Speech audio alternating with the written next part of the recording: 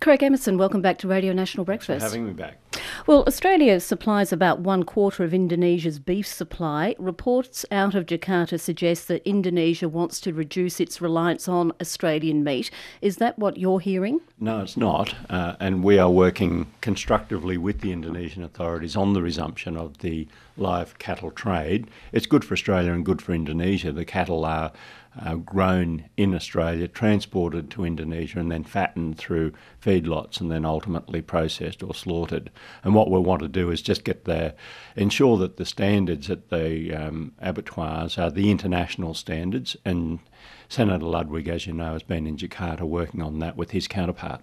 But they're not being transported to Indonesia at the moment. Is there not a risk that we could lose market share to our competitors in Asia and also South America? Well, we're not sanguine about it, but at the same time, Australia does have a pretty strong competitive advantage in terms of live cattle. There's another trade which is a bit related, but not closely related, and that's called box beef, that is already slaughtered. But the market for that is quite a bit different from the live cattle trade, and one of the reasons is refrigeration. That is, the live cattle trade produces very fresh beef that doesn't need refrigeration. So the fact that there are other countries that produce beef doesn't of itself mean that they are close competitors, but we're not in any way sanguine about this. We want the resumption. We're working with the Indonesian authorities to seek to resume in a handful of processing facilities that are either at or could soon be at the international standards. So we'll start with those and then over time expand the number of facilities. But there is talk that Indonesia is embarrassed and upset by how this has been handled. Indonesia was not consulted before the very abrupt ban was imposed. Could we be risking some form of indirect trade retaliation by Indonesia? Look, I don't think so, and I have spoken to my counterpart, the Trade Minister. I'll just clear my throat. The Trade Minister, Mari Pangestu. I did so before the public announcement of the suspension. I did so again just the other day. She, along with the other Indonesian ministers, is keen to see a resumption, and that will occur as soon as we can work out those standards and that the processing facilities are up to those standards. And was there any concern expressed by your counterpart that Australia's reputation as a reliable supplier could be jeopardised by this? It was more that it's important that the trade be resumed as quickly as possible, and we agree with that. I mean, there's 600 processing facilities in Indonesia, and what happened, of course, is with the Four Corners program, a number of them were shown to be substandard.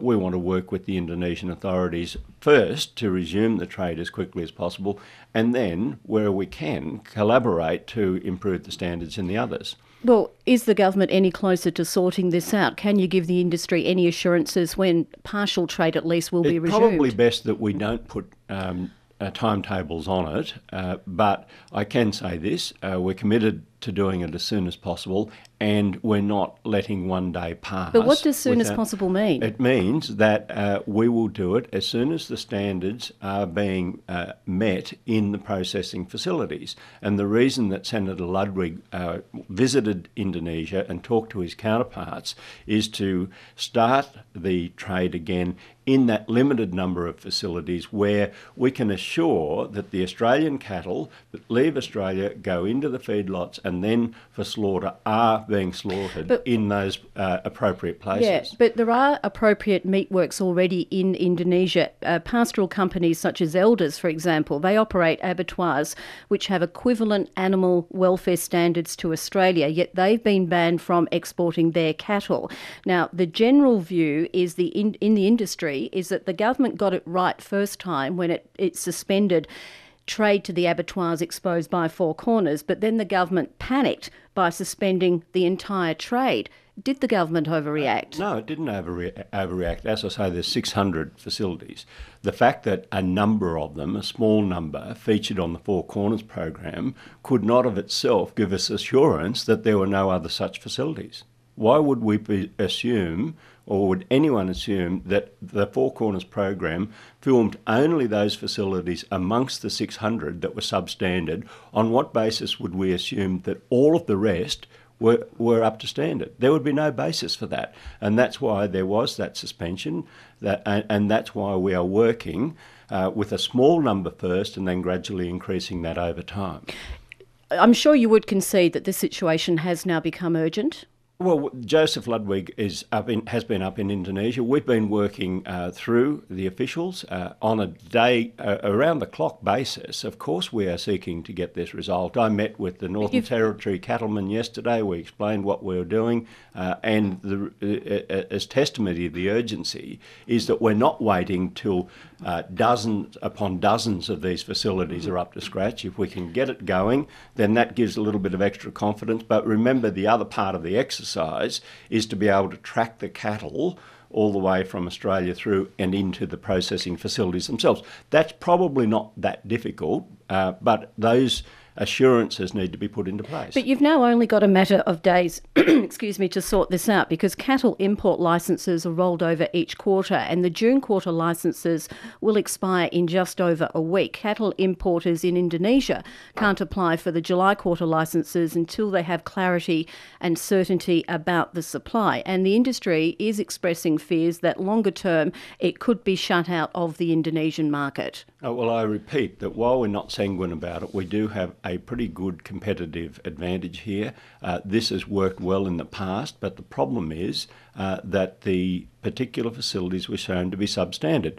And I think it is not accurate to characterise the public reaction as some sort of extreme left, loony group. This was mainstream Australia through all sorts of ages and parts of Australia, including the cattlemen and women themselves, who were very upset at the images. And so I think a reasonable person would say suspend, but sure. You know what the Coalition's policy was, as articulated by Peter Dutton yesterday?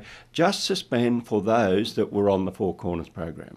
Now, how does he know that another 592 facilities were fine? Yeah. On Radio National Breakfast, we've been joined by the Trade Minister, Craig Emerson. Craig Emerson, on a more mundane political matter, the opposition says this week is all about the Festival of Kevin.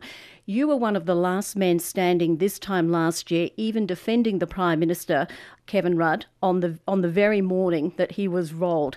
Considering the recent polling, you were right last year, weren't you? Caucus should have stuck with Kevin Rudd. I have a history of supporting the leader, and I supported the leader, Kevin Rudd, at the time, and I support the leader, Julia Gillard, now. No regrets? Caucus has no regrets? No, I don't. And the fact of the matter is that we are taking on some very tough reforms. And Julia Gillard urged the caucus to be patient yesterday. Right. How much patience does it have? I think it's got a lot of patience, because the caucus fundamentally believes that we need to tackle climate change. And it's a little bit interesting. Labor is actually at its best when we've got a cause that we are supporting.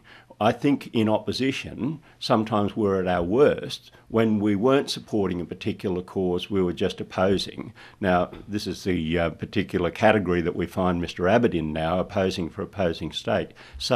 But when you've got causes such as climate change, when you've got causes such as broader economic reform, that's when the Labor Party is united and drives through those reforms. This is a fundamentally important economic reform as well as an important environmental reform. Craig Emerson, thanks very much for your time. Thanks very much.